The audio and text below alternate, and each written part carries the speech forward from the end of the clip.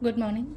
Ngasi leba po namin ko. Leba po namin ki card ki messaging minar se leba po namin aham bada number ko number sina number se 69 lere aduga kalada na angang bagumba kay gumba do minus season na bibe ko aduga chak thong bada na akoy na kino ma ha pa se leba po na angang bu machu kamensen bani khang de ko kino ma machu angang ba cha ba ya ba po na ma khatang maming na do mina thada bi ba ko ino khoina cheng shu matam se ko ado si sina akoy leba po gi to ba ya ba khale ko ado aham bada akoy card ahum katang lo tho ge ko haidi nuti gi but the haidi card number 1, card number 2, and card number 3 ko ahum sidagi ama khalase ko adugi matung ina sida kai lakhe hebadu yeng mineral se ko haidi first card khan bangai gina kari energies lagi yenga se second card tan haidi karam makal gi energies lagi yenga se aduga number 3 dan haidi kam bala ke have sida number 1, number 2, and number 3 ko ado akogi aham bakhan bangai yenga se ko अहमगी जो high प्रेस्टेस इन लाइको card से को अदुना अइना कैनोम तौगेना खनु मतम दको हादि पोत से अइना चतोरिबा अइना तौदोरिबा पोत तो याम फजना canoe तौको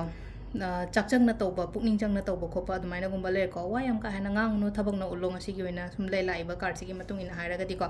aduga hai jo hai do kono ai kenom taudoine hairaga so ko ketang secretive oyo hai ba si card se aduduna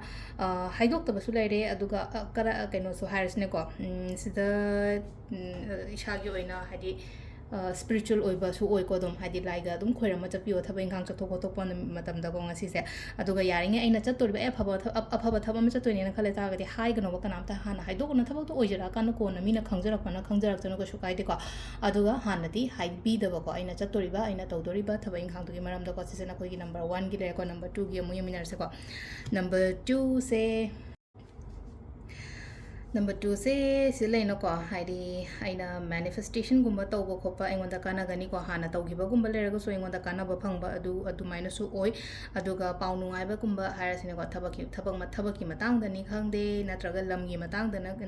da ni khangde adagi hakchang ga hairasine ko adu maina aphaba oina la ko ngasi je haidi kaino ma engonda aphaba lakpa thaba inkhang oiro pesa gi matang da oiro hakchang gi matang da oiro